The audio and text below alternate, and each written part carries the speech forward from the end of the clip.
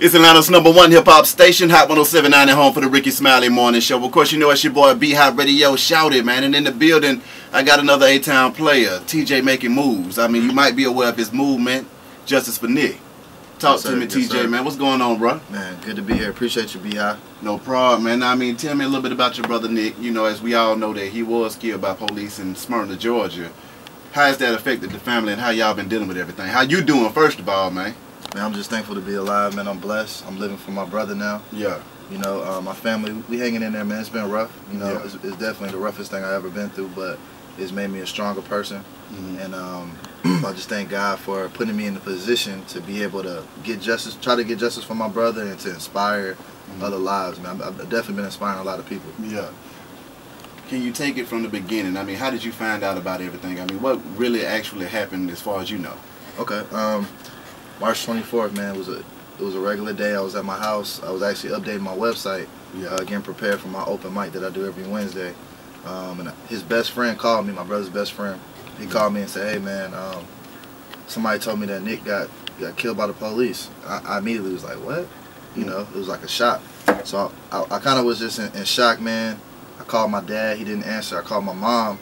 And she didn't pick up, but a lady picked up. And it was kind of like a movie, man. She picked up and said, you know, "I didn't want to be the one to tell you this. Your mom can't talk right now, but your brother was killed by the police."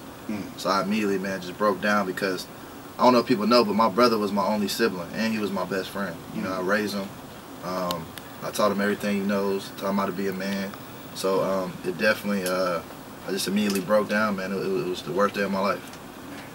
So as far as with the situation in the case, where does everything stand now? And I mean, how do you understand that everything went down?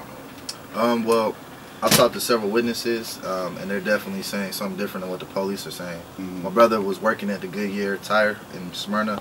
He's a mechanic. The Maserati that he was killed in, he was actually working on it. His boss told him to bring the car up to the front. He was in the vehicle. The police pulled up on him, Smyrna and Cobb County, about 50 officers. Now this is to serve a probation violation for tickets that weren't paid. And we come to find out, we just found out about the warrant. It was for $105. So they killed my brother over $105. So basically they pulled up on him, about 50 cars deep, SWAT team, ambulance, dogs, everything. My brother got scared, he panicked. He got scared, tried to drive off. What witnesses are saying that he crashed into a curb and then they opened fire and killed him. But the police are, they're trying to say that he tried to run them over and stuff like that, which is false. So basically, it's crazy because my brother died. He had his hands up. They shot him under his armpits and it went through his lungs and killed him. But you know, it's just ridiculous, man. The fact that he was unarmed at work. The day that he died, he called an attorney trying to actually pay off his tickets and his probation. He just was working, man. He was a hard-working guy, man. He loved cars. He was at work, like the last person to leave work, first person to be there. He was just trying to take care of his daughter. You know, he had a 5-month-old little girl, so he was trying to take care of her. And it's unfortunate they killed him at his job. What has the family attorneys and stuff been saying about the case and things of that nature? Well, we actually, I did a protest in front of Smyrna City Hall. That was about 500 to 700 people. That was immediately after my brother died. Now the thing was, the attorneys were trying to get the GBI to get involved because Cobb County, they were basically investigating themselves. So it was like, you know, it's unfair for, you know, how's the same people that you get donuts with and coffee with, how they gonna investigate themselves? It makes no sense. So we felt like that was unfair. So me and my mom were talking, and I was like, man, we need to do something to get the GBI's attention because they were ignoring us. So I said, look, let's do a protest at Cumberland Mall. A boycott. Let's tell everybody not to go to support Cumberland Mall because that's going to hit their pockets and that's going to get their attention. It worked. 2 days after we said that, we made an announcement in front of everybody. 2 days later, they called the GBI. You know, so that was one thing we did. Also, they haven't released any videotape or anything like that. So I told my mom, so I'm going to do another protest. So I got like 100 people, probably 100 to 200 people with a group of activists called It's Bigger Than You and Rise Up Georgia. We marched from the local park to Cumberland Mall. We actually stood in the middle of Cobb Parkway, sat down for 20 minutes, shut down Cobb Parkway, then we went inside the mall, laid down on the ground. I mean, we made history that day. But we got the attention of the DA of Cobb County, which is Vic Reynolds. So now he's trying to give us a timeline and get more involved. So it's like, you know, it's crazy, man, that you gotta go through so much to get help, you know, and to get attention and get justice, man. It's ridiculous, man. And I actually got another protest we're doing in front of the CNN Center. We're going to be doing that in the next couple of weeks. I'm trying to get my brother's story on CNN so it can go worldwide. How has the family been dealing with the loss of Nick, man? To be honest with you, man, it's the roughest for my mother. You know, she cries every day, man, and it just sucks, man, to see your mom so depressed, man, and so down, while at the same time I'm down and depressed. You know, that was my best friend. So, you know, I got to be strong for her. I got to be strong for my brother's daughter. You know, I pretty much, I'm taking her in like my daughter. Even my dad, man, you know, my dad breaks down. It's just rough, man, because, you know, we never thought that this could happen to us. You know, we was a good family, close family, and it's just unfortunate, man, that it happened to our family. Did the police say why they needed so many officers to serve or warn about traffic violation probation? Well, what it is, they tried to look at his previous record where he ran from the police.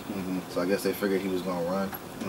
You know, but I feel like, you know, just because somebody runs, you don't have to shoot them. You know, they could have easily shot the tires. They're trying to say that he tried to run them over, but all the bullet shots is on the side of the car.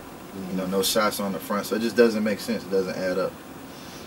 What have they been saying so far with the contradictory statements of the running folks over and there's no bullets through the windshield? I mean, they keep sticking with the story that the officer that killed my brother's name is Kenneth Owens. They keep sticking with the story that he tried to run another officer over, so they felt threatened for their lives. And I just don't understand how you just can't shoot some tires out. If a car is coming at you, all you gotta do is shoot some tires out. If that was even true.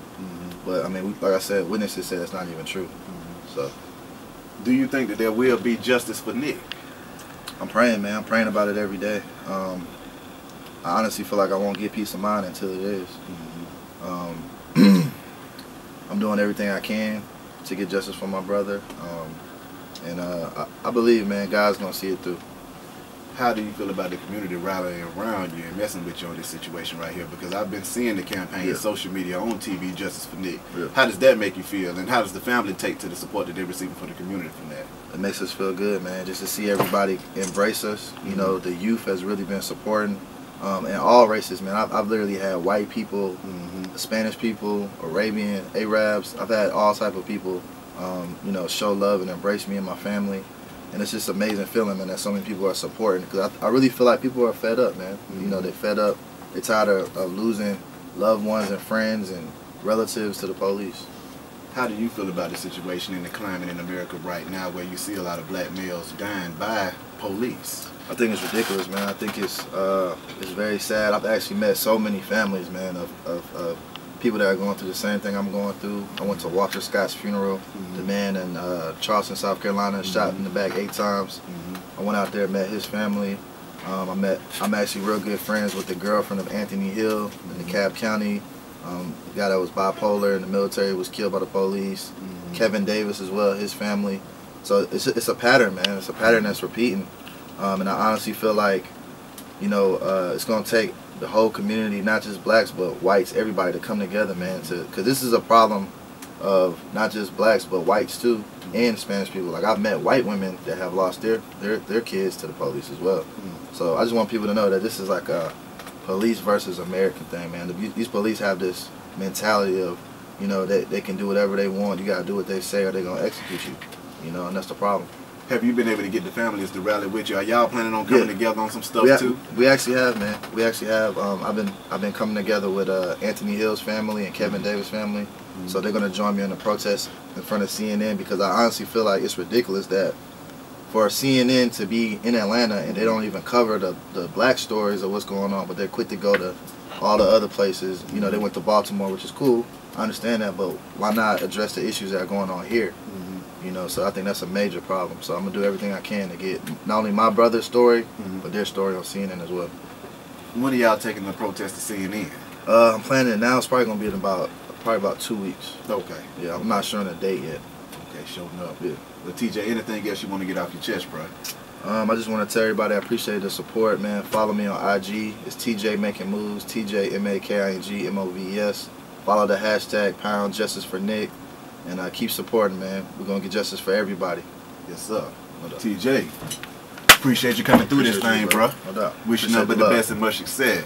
Be High Radio shouted, man. It's Hot 107.9. Let go.